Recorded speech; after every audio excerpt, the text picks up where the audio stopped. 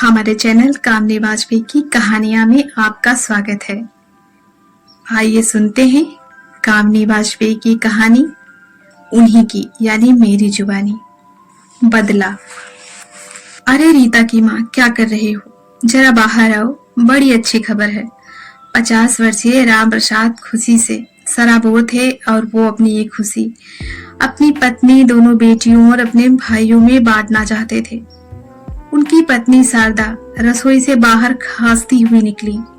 अरे क्या हुआ? कौन खबर है जो इतने बावले हुए जा रहे हो? फिर वह ताज्जुब से उन्हें निहारते हुए सोचने लगी, इतने प्रसन्न तो वह पिछले 4 सालों में कभी नहीं हुए। ऐसी कौन सी खबर है जो आज इनके चेहरे से खुशी छलकी पड़ रही है? उन्हें अपनी ओर यूं ताज्जुब से ताकते हुए पाया तो अचानक उनके आंखों से गंगा यमुना बहने लगी और उनके चेहरे पर असहनीय पीड़ा के भाव उमड़ आए और उनकी नजरें अपने घर की दक्षिण दीवार पर लगी अपने इकलौते बेटे धर्मेंद्र की तस्वीर पर जाकर टिक गई।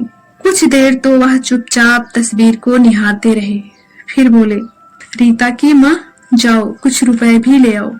क्या है तुम्हारे पास? भोलेनाथ भगवान के मंदिर में प्रसाद चढ़ाना है और गांव भर में बांटना है। बड़ी अजीब बातें कर रहे हो, वह घबराकर बोली।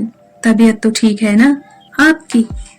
जहाँ तक मुझे याद है कि आप 4 साल से भोलेनाथ के मंदिर नहीं गए, और फिर आज ऐसा क्यों कह रहे हैं? यह कहते कहते उनका गला भर आया। उनका माथा छूकर बोली, क्या हुआ जी, आप ऐसा काहे बोल रहे हैं? वह शारदा जी के दोनों कंधों पर हाथ रखकर खुशी से बोले, पगली, तू घबरा काहे रही है? मैं बिल्कुल ठीक हूँ। तू जानेगी ना तो तुझे भी बहुत प्रसन्नता होगी। तेरी छाती भी जुड़ा जाएगी जो 4 साल से जल रही है। वह विस्मय से पति की ओर ताक रही थी। आखिर वो कहना क्या चाहते हैं? एक बार फिर राम प्रसाद जी की आंखें सजल हो गई। फिर उन्होंने सूरने में ताकते हुए कहा, आज भोलेनाथ ने न्याय किया है मेरे साथ। मेरे बेटे धर्मू की मौत का बदला लेना शुरू कर दिया है। अभी तुम देखना, साला पापी दूसरा भी तड़प तड़प कर मरेगा, जैसे हमारे कलेजे के टुकड़े हमारे बेटे धर्मू को मारा था, तड़पा तड़पा के। हम गरीब थे, हम अपने बेटे को न्याय नहीं दिला सके, तो क्या उसे भगवान भी न्याय न दिलाता? आज सावन का पहला ही सोमवार है और आज ही भोलेनाथ ने एक पापी का संहार कर धरती मैया का बोझ कम कर दिया है। शारदा जी को कुछ भी समझ में नहीं आ रहा था कि राम प्रसाद जी की खुशी का कारण क्या है और वे इतने खुश क्यों हैं, और आज भोलेनाथ ने क्या न्याय करा है। उसे तो अपना धर्मू बेतहासा याद आने लगा था और वह अपने बेटे की खून से लथपथ देह याद कर 4 साल बाद भी दर्द से बिलखने लगी थी।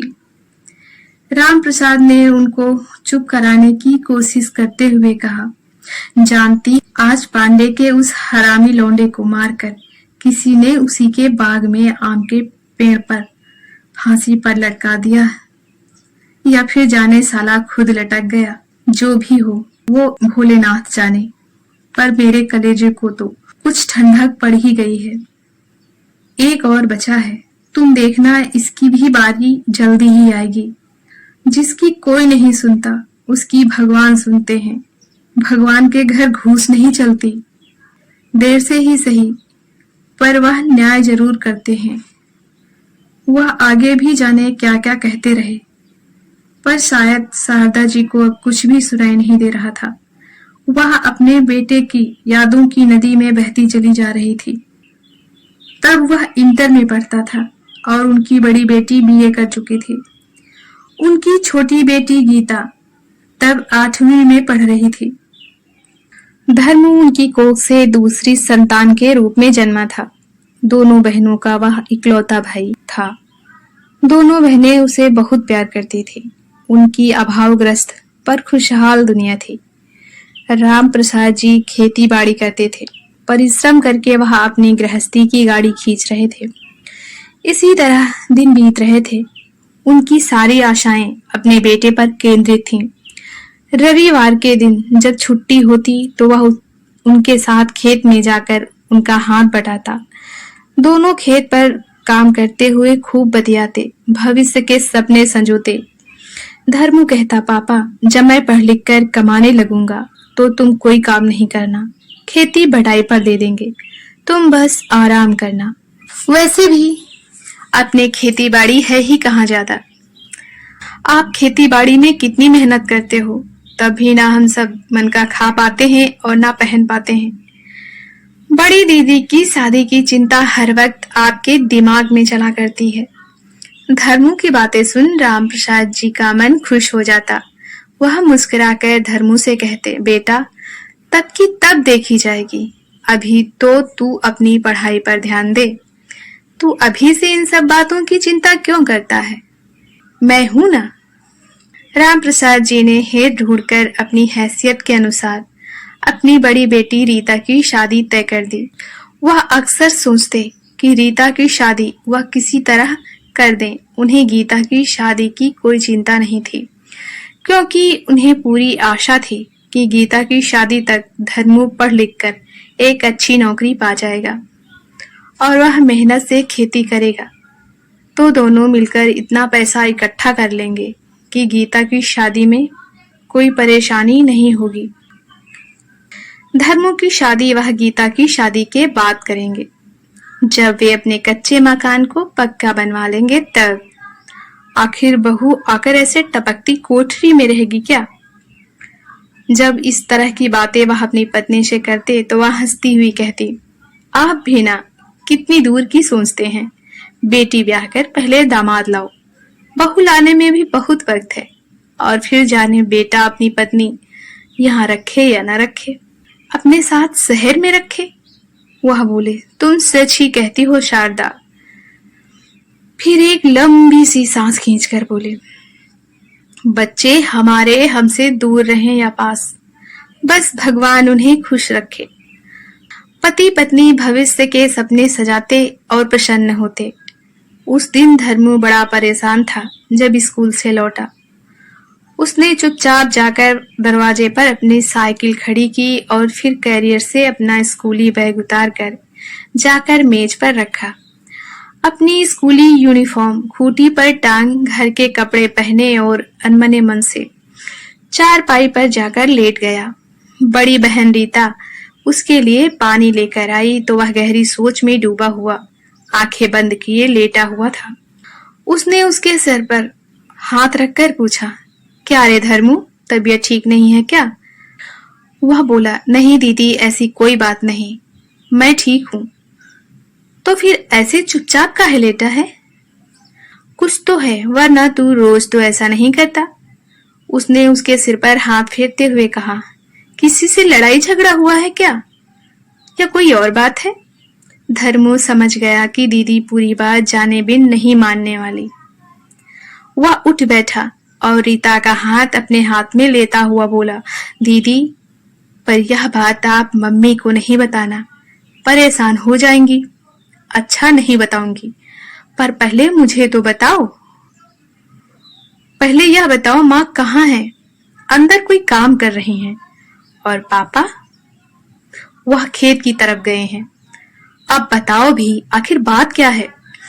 दीदी आज मैं जब स्कूल से वापस आ रहा था तो रास्ते में अपने गांव के दो लड़के गजेंद्र और पुरुषोत्तम ने मेरे स्कूल की 10वीं की छात्रा को गली में रोक रखा था। वह उसके साथ बहुत ही अश्लील तरीके से पेश आ रहे थे।